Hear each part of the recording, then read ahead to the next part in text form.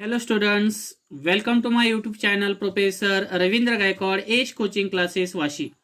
का आपण कालच्या लेक्चरमध्ये एक्सप्रेशन फॉर द मॅक्झिमम वर्डनचा स्टडी केलेला आहे. त्याच्यावरची आज आपण प्रॉब्लेम पाहणार आहोत. थोडासा लाईटचा प्रॉब्लेम आणि हवेचा प्रॉब्लेम असल्यामुळे आज मी थोडासा व्हिडिओला चेंज करत आहे, पण त्यावेळेस तुम्हाला ते व्हिडिओ समजेल असे मला शक्यता आहे. खात्री आहे की तो व्हिडिओ तुम्हाला व्यवस्थित समजेल. तुम्ही फक्त व्यवस्थित त्या व्हिडिओला रिपीट बघू शकता. आपण प्रॉब्लेमचा स्टडी करणार आहोत. Problems on maximum work done की डब्ल्यू मॅक्सचा फॉर्म्युला आपण कॅल्क्युलेट केला होता आणि त्या डब्ल्यू मॅक्सच्या फॉर्म्युल्यामध्ये आपल्याला हे दोन प्रकारचे फॉर्म्युले माहित होते. W max is equal to -2.303 NRT log to the base 10 V2 upon V1 हा एक फॉर्म्युला होता आणि दुसरा फॉर्म्युला होता W max is equal to -2.303 NRT log to the base 10 P1 upon P2. ह्या दोन फॉर्म्युल्याच्या आधारे आपल्याला प्रॉब्लेम सॉल्व्ह करायचे आहेत. त्यानंतर N म्हणजे नंबर ऑफ मोल असतो, त्याचा फॉर्म्युला आहे W upon M. Mass upon molar mass. Mass हे ग्रॅममध्ये मेजर करतो आणि मोलार मास हे ग्रॅम पर मोलमध्ये असतं. ग्रॅम कॅन्सल केलं की Nचं युनिट काय भेटून जातं, तुम्हाला मोल भेटून जातं. त्यासाठी आपल्याला Nची व्हॅल्यू माहीत होण्यासाठी त्याचा मोलार मास काढणं गरजेचं असतं. त्यानंतर आरची व्हॅल्यू जर तुम्हाला वर्क डन जूलमध्ये काढायचं असेल तर 8.314 जूल पर केल्विन पर मोल तुम्ही घेऊ शकता.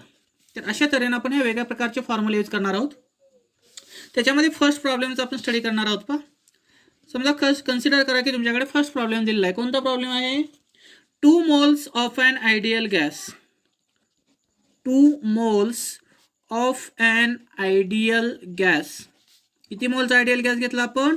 2 moles of an ideal gas are expanded की त्याला आपण एक्सपांड केलेला आहे. एक्सपांडेड मध्ये V2 ची व्हॅल्यू जास्त असते ॲज कम्पेअर टू V1 पेक्षा. Expanded आयसोथर्मली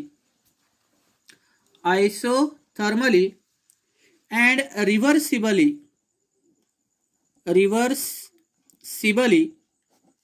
from 20 litre to 30 litre.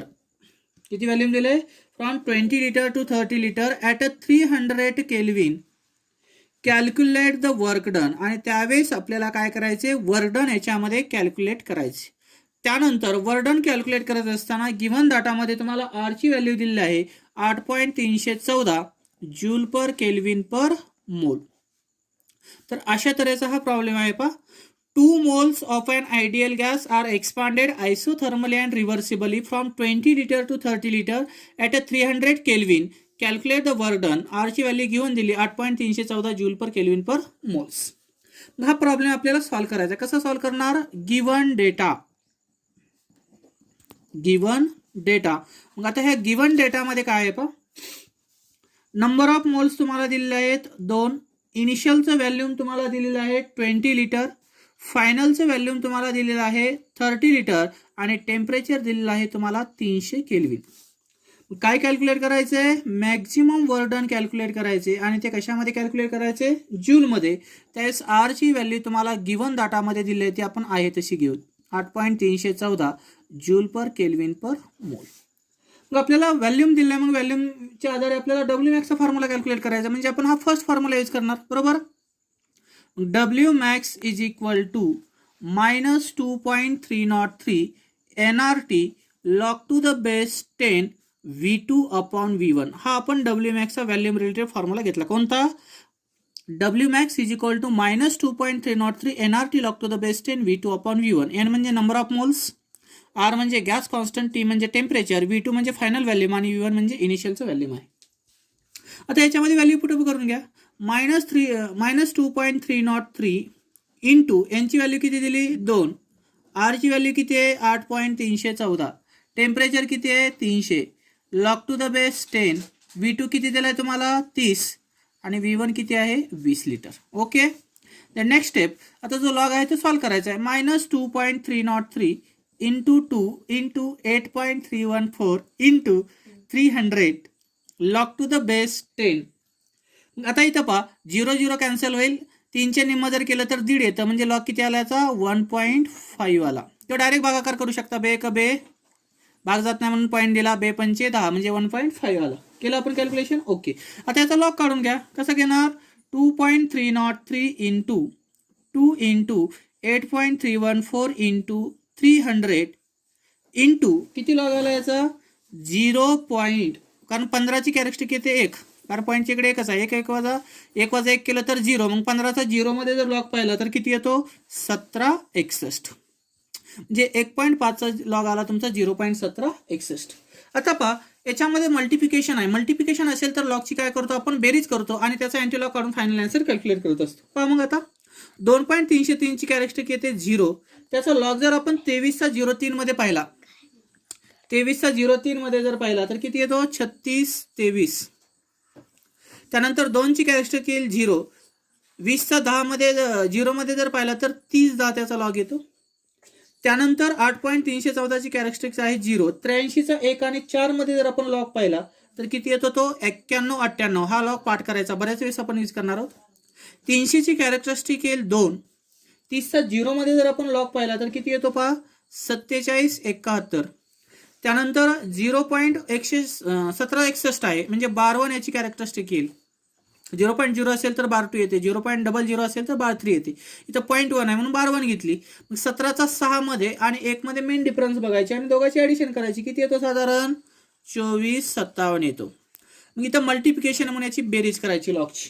कशी बेरीज करायची 3 आणि 8 11, 11 आणि 1 12, 12 आणि 7 19, 7 आला 1, 2 आणि 1 3, 3 आणि 1 4, 4 आणि 9 13, 13 आणि 7 20, 20 आणि 5 25, 6 आणि 2 8, 8 आणि 1 9, 9 आणि 7 16, 16 आणि 4 20, 7 आला 2, 3 आणि 2 5, 5 आणि 3 8, 8 आणि 9 17, 17 आणि 4 21, 21 आणि 2 23, 7 आला 2, 2 आणि 2 4, 4 मधून गेले 3 राहिले. मग किती आलं इथं 3.3059 आलं बरोबर. Okay sir. मग अँटी लॉग काढायचा. कसं काढणार अँटी लॉग याचा बघा 2.022 इंटू 10⁻³ येतं उत्तर याचं, कारण अँटीलॉग किती आला 20/20 येतो. मग याला आपण लिहिलं 2.022 इंटू 10⁻, कारण अँटीलॉग किती येतो 20/20 येतो. याला कसं लिहिलं 2.022 इंटू 10⁻23. मग काय लिहितं उत्तर final W max is equal to minus 2.022 into 10⁻³ कशामध्ये वर्क काढायचं आपल्याला जूलमध्ये. याचं उत्तर काय आलं जूल. आलं लक्षात. ओके. आता याच्यानंतर आपण दुसरा प्रॉब्लेम पाहू. Problem number 2.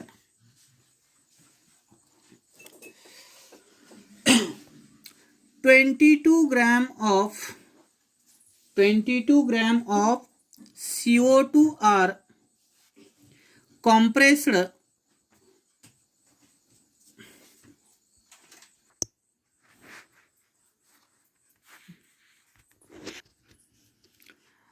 दोन नंबरचा प्रॉब्लेम काय आहे 22 gram of CO2 are compressed. त्यालाच आपण कसं इंग्लिशमध्ये म्हणू शकतो 22 gram of CO2 are compressed isothermally. Compressed शब्द महत्वाचा आहे. Isothermally and reversibly. Isothermally and reversibly at a temperature 298 kelvin. किती टेम्परेचर दिलंय 298 केल्विन दिलेलं आहे. From initial pressure. इनिशियलचं प्रेशर दिले पहा. From initial pressure of 100 kilo pascal. किती इनिशियलचं प्रेशर आहे 100 किलो पास्कल आहे. फेन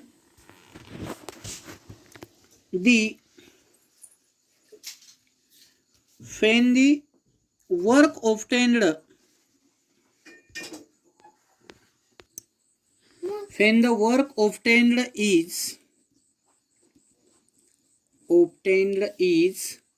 1.2 kilojoule. Find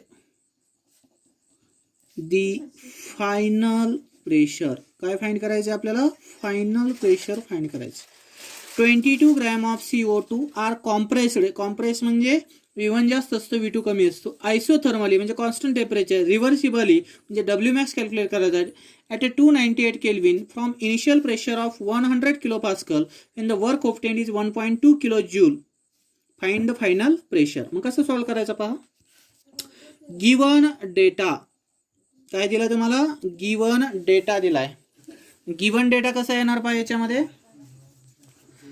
W is equal to mass of CO2 किती दिलेला आहे 22 gram. Okay.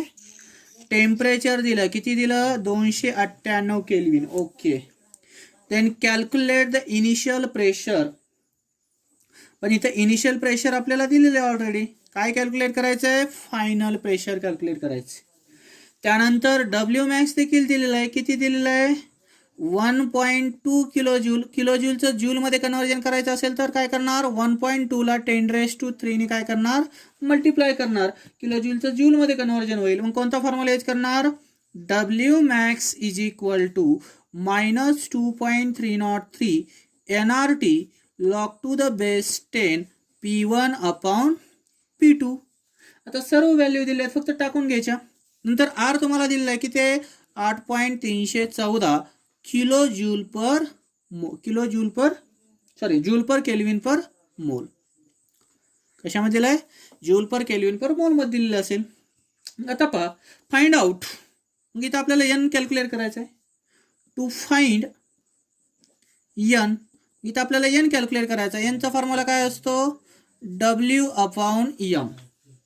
W upon M आहे टू फाइंड. इथं डब्ल्यू दिलाय आपल्याला, मास दिलाय, पण मोलार मास दिलाय का नाही, to find molar mass of CO2. मग कसं काढणार, कार्बन 1 आहे, त्याचा ॲटम नंबर किती आहे, 6 12 गुणुले ऑक्सिजनचा ॲटम नंबर 8 असतो, 8 दोन्ही 16, म्हणजे 2 गुणिले 16 किती येईल, 12 अधिक 16 दोन्ही 32. या दोघांची बेरीज केली तर किती येतं, 44 ग्रॅम पर मोल. आता मोलार मास भेटलं CO2चं 44 ग्रॅम आलं. कसं घेतलं, लक्षात आलं ना, 12 अधिक 2 गुणिले 16, 16 दोन्ही 32, 12 अधिक 32 44 ग्रॅम पर मोल. मग दाखवा, फॉर्म्युला यूज करा, डब्ल्यू अपॉन एम. डब्ल्यू किती दिला आहे, 22 आणि 44 कशामध्ये दिला आहे, ग्रॅममध्ये. हा कशामध्ये, ग्रॅम पर मोलमध्ये. ओके. आता पहा, 22 1 22, 22 दोन्ही 44, 1/2, यालाच आपण अर्धा लिहू शकतो. म्हणजे एनची व्हॅल्यू जर पाहिली तर किती मोल आली, 0.5 मोल आला. म्हणजे एनची व्हॅल्यू आपल्याला माहिती झाली, कारण ग्रॅम कॅन्सल झाला. त्यानंतर आता ह्या डब्ल्यू मॅक्स मध्ये आता ही व्हॅल्यू टाकून बसा. आता आपल्याकडे एक्स एन आहे, आर आहे, सगळं आहे, तिन्ही व्हॅल्यू आहेत. म्हणजे काय येईल, 2.303 into 0.5 into 8.314 into 298 into log to the base 10. P1 ची व्हॅल्यू आहे 100 आणि P2 कॅल्क्युलेट करायचं. ओके. नंतर तर डब्ल्यू मॅक्स ची व्हॅल्यू दिली नाही तर कुठतरी दिली 1.2 जूल. मग काय येईल, 1.2 kilo joule is equal to -2.303 into 0.5 into 8.314 into 298 into log to the base 10 100 upon P2. आता डब्ल्यू ची व्हॅल्यू टाकून बसली. डब्ल्यू ची व्हॅल्यू जर आपण याच्यामध्ये टाकलेली असेल तर आता आपल्याला ही व्हॅल्यू एका साईडला घ्यायची. त्यावेळेस इथला जो लॉग आहे तो आपण राईट हँड साईडला घेतो आणि मायनस साईन लॉगकडे निघून जाईल. म्हणजे काय येईल, देअरफॉर 1.2 इथं 1.2 ची व्हॅल्यू काय याच्यामध्ये जूलमध्ये घ्यायची, 10⁻³ जूल आहे, बरोबर. काय येईल, 1.2 into 10⁻³ joule divide by negative sign right hand साईडला लावायचं, 2.303 into 0.5 into 8.314 into 298 that is equal to. मग काय आलं इकडे, इक्वल टू म्हणजे minus log to the base 10 100 upon P2. दिसते का कडे लिहिलेलं आहे थोडंसं, 1.2 into 10⁻³ joule upon 2.303 into 0.5 into 8.314 into 298 is equal to minus log to the base 10 100 upon P2. आलं इथपर्यंत लक्षात. आता वरच्याचा लॉग घ्यायचा, खालच्या लॉगची बेरीज करायची, वरच्या लॉग आणि खालच्या लॉगची बेरीज केल्यानंतर दोघांची वजाबाकी करायची आणि तुमचं फायनल आन्सर असेल. मग आता पहा, आता लॉग कॅल्क्युलेशन करत असताना कसं करणार. समजा तुमच्याकडे दिलेला होता कोणता, 1.2 आहे. 1.2 ची जर आपण कॅरेक्टरिस्टिक पाहिली तर 0 येतो. 12चा 0 मध्ये लॉग पाहिला तर किती येतो, 0.792 येतो, बरोबर. त्यानंतर आता हा लॉग बाजूलाच राहू द्या, कशाचा आहे, 1.2 चा आहे. नंतर आपल्याला काय करायचं, आता 2.303 चा लॉग घ्यायचा आहे. त्याची कॅरेक्टरिस्टिक येते 0. 23चा 0 आणि 3 मध्ये जर पाहिला तर किती येतो, 36 23. त्यानंतर 0.5 ची कॅरेक्टरिस्टिक येते 12. 12 कॅरेक्टरिस्टिक आहे म्हणजे 50चा 0 मध्ये जर लॉग पाहिला तर किती येतो, 69 90. त्यानंतर 314 ची कॅरेक्टरिस्टिक येते 0. त्याचा लॉग जर पाहिला तर हा कंपल्सरी पार्ट करायचा, किती आहे, 0.91 98. आणि 298ची कॅरेक्टरिस्टिक येते 2. 29चा 8 मध्ये जर लॉग पाहिला तर तो येतो 47 42. आता आलेल्या लॉगची काय करायचं, मल्टिप्लिकेशन असल्यामुळे बेरीज करायची. कशी बेरीज करणार पहा, 8 आणि 3 11, 11 आणि 2 13, 4 1, 2 आणि 1 3, 3 आणि 9 12, 12 आणि 9 21, 21 आणि 4 25, 12 2, 6 आणि 2 8, 8 आणि 9 17, 17 आणि 1 18, 18 आणि 7 25, 7 4 2, 3 आणि 2 5, 5 आणि 6 11, 11 आणि 9 20, 20 आणि 4 24, 7 4 2, 2 मधनं 1 गेले 1, 1 आणि 2 3, 3.45 53 आलं.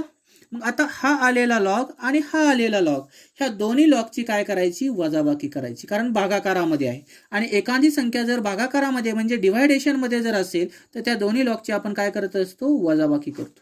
मग आता वजाबाकी करायची कशी करणार बघा, 12 मधनं 3 गेले 9, अच्छाला 1, 9 मधनं 6 गेले किती राहिले 3, अच्छाला 1, 7 मधनं 5 गेले 2, 10 मधनं 4 गेले 6, मग इथे राहिले तुमचे बार 4 आलं इथपर्यंत लक्षात.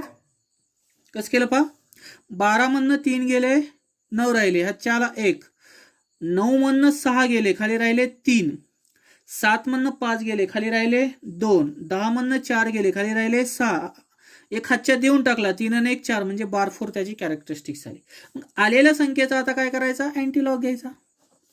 अँटीलॉग घेतल्यावर किती अँटीलॉग आला, 4207 आला. यालाच कसं लिहिणार, 4.207 इंटू 10⁻⁻4. मग आता ही व्हॅल्यू खालच्या याच्यामध्ये टाकून द्या, 4.207 इंटू 10⁻³ इंटू 10⁻3, इथं 10⁻⁻4 into 10⁻3, that is equal to log to the base 10 P2 upon 100. आलं इथपर्यंत. कारण इथं आपण निगेटिव्ह साईन आता काढलं, कारण पाठीमागच्या याच्यामध्ये जर पाहिलं तर तुम्ही पहा, इथं जर पाहिलं होतं तर काय होतं, तुमचं एक निगेटिव्ह साईन होतं, इथं होतं ना, हे निगेटिव्ह साईन आपण घालवलं. हे कशामुळे घालवलं, खालची संख्या वरी जाईल आणि वरची संख्या खाली येईल, त्यावेळेस हे निगेटिव्ह साईन निघून जातं. म्हणजे इथं काय झालं, 4.207 into 10⁻⁻4 into 10⁻3 is equal to log to the base 10 P2 upon 100. आलं इथपर्यंत. आता याला वजाबाकी करा ह्या दोन्ही लॉगची, काय होईल पहा, 4.207 इंटू -4 आणि +3 किती होईल, 10⁻⁻1 log to the base 10 P2 upon 100. आता log to the base 10चं कन्व्हर्जन जर आपण इथं लॉग करून घेतला तर ही 10⁻⁻ साईन जर इकडे देऊन टाकली तर हे राईट हँड साईडला व्हॅल्यू जातील. म्हणजे काय, 0.4207 is equal to log to the base 10 P2 upon 100. आलं इथपर्यंत लक्षात. मग आता ह्या लॉगचं कन्व्हर्जन आपण अँटीलॉग मध्ये करायचं. मग काय होईल, antilog 0.4207 is equal to P2 upon 100. आता आपल्याला P2 कॅल्क्युलेट करायचं आहे. मग पहिल्यांदा याचा अँटीलॉग काढून घ्या, 0.4207 किती येतो अँटीलॉग बघा, 2.634. 42 0 आणि 7 मध्ये जर बघितला तर किती येतो, 26 34 येतो. म्हणजे पॉईंट दिला आपण 2.634, that is equal to P2 upon 100. मग आता 100 या साईडला गेल्यावर P2 ची व्हॅल्यू भेटेल 2.634 इंटू 100 इज इक्वल टू काय आला, P2 निघाला. म्हणजे 2 आहे तिथे 0 म्हणजे 100 आहे. 100ने ज्याला डायरेक्ट मल्टिप्लाय केलं तर राईट हँड साईडला 2 टिंब जातील. म्हणजे काय होईल, 263.4 is equal to P2. Therefore मग P2 ची व्हॅल्यू काय भेटली, 263.4. आणि हा कशामध्ये मेजर करणार आपण, किलो पास्कल मध्ये मेजर करणार, कारण इनिशियलचं प्रेशर देखील कशामध्ये दिलं तर किलो पास्कल मध्ये. तर अशा तऱ्हेने हा झाला तुमचे 2 प्रॉब्लेम्स. बाकीची जी 2 प्रॉब्लेम्स आहेत ते ऑलरेडी तुम्हाला PDF नोट्समध्ये प्रोव्हाइड केलेले आहेत, ते तुम्ही त्याच्या आधारे सॉल्व्ह करू शकता. थँक्यू.